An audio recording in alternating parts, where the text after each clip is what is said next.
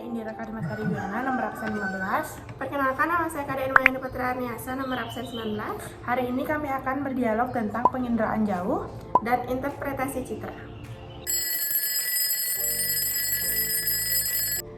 Hai Indi, kamu udah belajar geografi belum? Udah, kemarin aku baca tentang penginderaan jauh dan cukup ngerti juga.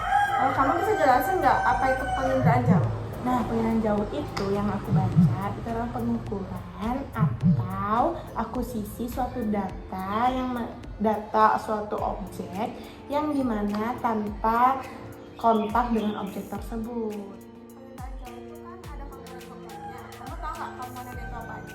Tahu nih. Jadi komponen yang pertama itu ada sumber tenaga, di mana sumber tenaga ini itu menjadi fungsi dari alat pemotretan penginderaan jauh itu, karena sumber tenaga ini itu berasal dari sinar matahari yang akan berubah menjadi suhu, yang dimana peningkatan suhu tersebut itu akan berubah menjadi energi yang ini.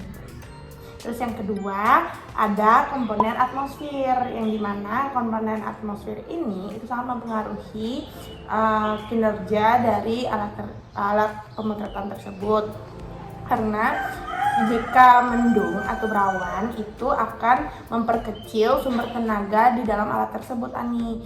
Terus juga di dalam atmosfer itu kan ada molekul-molekul, yang dimana molekul-molekul itu jika mendung atau berawan itu bakal memantul dan melewatkan radiasi elektromagnetik, yang dimana itu sangat mempengaruhi kinerja dari alat tersebut. Ada komponen selanjutnya yaitu interaksi antara teknik dan objek, yang dimana setiap objek itu akan berbeda hasil fotonya dikarenakan objek itu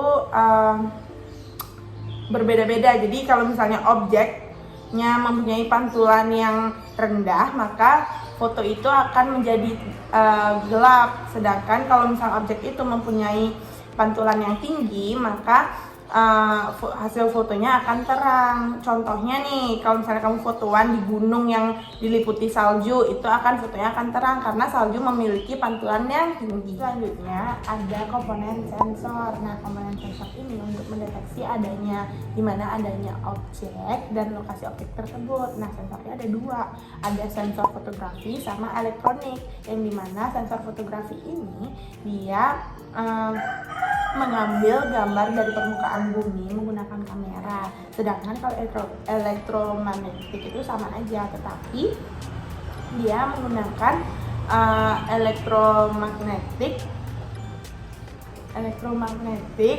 dan dengan sinyal elektrik. Nah, selanjutnya ada komponen wahana. Nah, komponen wahana ini dia itu yang membawa sensor nih. Nah, tapi setiap wahana mempunyai batas tinggi masing-masing, yang dimana ada 3 wahana nih, ada pesawat terbang rendah, pesawat terbang tinggi, sama satelit. Kalau pesawat terbang rendah itu dia memiliki ketinggian 9.000 meter sampai dengan 10.000 meter. Kalau misalnya terbang tinggi itu dia mempunyai ketinggian di atas 18.000 meter.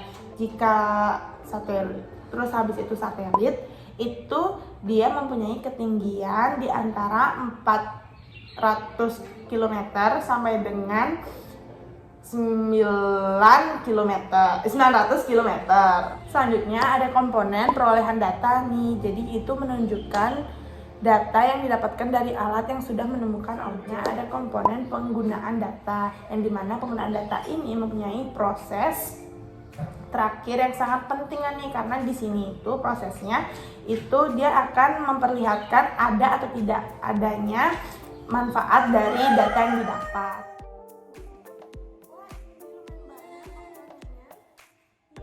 Dan aku juga belajar tentang sistem Indraja sama citra. Kamu mau dengar nggak, Ani? Boleh, aku mau dengar dong. Nah, sistem Indraja ini memiliki 2 cara, yaitu cara pengumpulan dan cara analisisnya. Terus habis itu citra Indraja itu adalah gambaran objek atau segala hasil rekaman, yang dimana ada 2 citra, yaitu citra foto dan non foto. Citra foto ini dia menerima dan direkamnya menggunakan kamera, sedangkan citra non foto menggunakan uh, scanning objek. Wah, keren banget, kamu belajar banyak banget ya kemarin. Iya nih, oh iya nih, hari ini kan kita belajar interpretasi. Nah, aku pengen kamu ngejelasin dong interpretasi itu apa. Jadi gini Indi, interpretasi citra itu adalah upaya pengenalan identitas atau ciri-ciri suatu objek atau gejala yang tergambar pada citra. Aku dengar-dengar indera itu ada 2 nih. Apa aja sih ini, bisa dijelasin nggak ya? Data indera itu dapat berupa data numerik dan data visual. Data numerik interpretasinya dilakukan secara digital dan data visual interpretasinya dilakukan secara manual. Terus interpretasi itu ada apa aja nih? Interpretasi citra itu ada 2. Yang pertama, interpretasi secara digital, yaitu melakukan penafsiran terhadap objek dan data inderaja dengan menggunakan seperangkat alat komputer. Yang kedua itu interpretasi secara manual, yaitu melakukan pemisahan wujud rona atau warna objek pada citra yang tergambar. Oh gitu. Terus unsur-unsurnya apa aja sih Ani? Ini gini, unsur interpretasi citra itu ada 9. Yang pertama itu rona dan warna. Rona adalah tingkat kegelapan atau kecerahan objek pada citra dalam wujud hitam putih. Kalau warna itu adalah wujud yang tampak oleh mata dengan menggunakan spektrum sempit dan menunjukkan tingkat kegelapan yang beraneka. Contohnya nih, air tampak dengan warna gelap pada citra pankromatik, namun air tampak cerah jika dangkal. Yang kedua ada bentuk. Bentuk merupakan variabel yang mencerminkan konfigurasi atau kerangka suatu objek. Contohnya nih, gedung sekolah berbentuk I, L, U atau berbentuk persegi panjang. Terus yang ketiga ada ukuran. Ukuran merupakan atribut objek dalam bentuk jarak, luas, tinggi, lereng, dan volume. Contohnya nih, ukuran rumah mencerminkan status rumah tersebut, yaitu rumah mukim, kantor, atau pabrik. Yang keempat ada tekstur. Tekstur merupakan frekuensi perubahan rona atau pengulangan rona. Contohnya nih, permukaan air yang tenang bertekstur halus.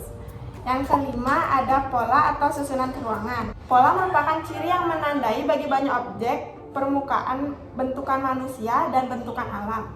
Contohnya nih, transmigrasi dikenal dengan pola yang teratur karena ukuran dan jarak rumahnya yang seragam. Yang keenam ada bayangan. Bayangan digunakan untuk menentukan arah orientasi foto udara dan menjadi kunci bagi pengenalan objek.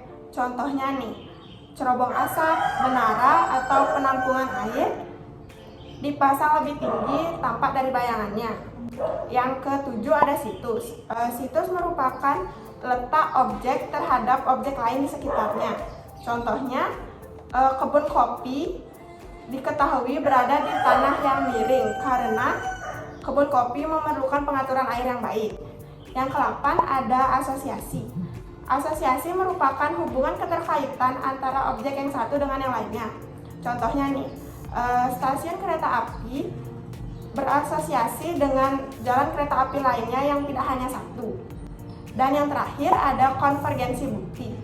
Konvergensi bukti merupakan memperbanyak atau mengumpulkan bukti-bukti tentang objek yang mengarah pada kesimpulan atas objek yang bersangkutan.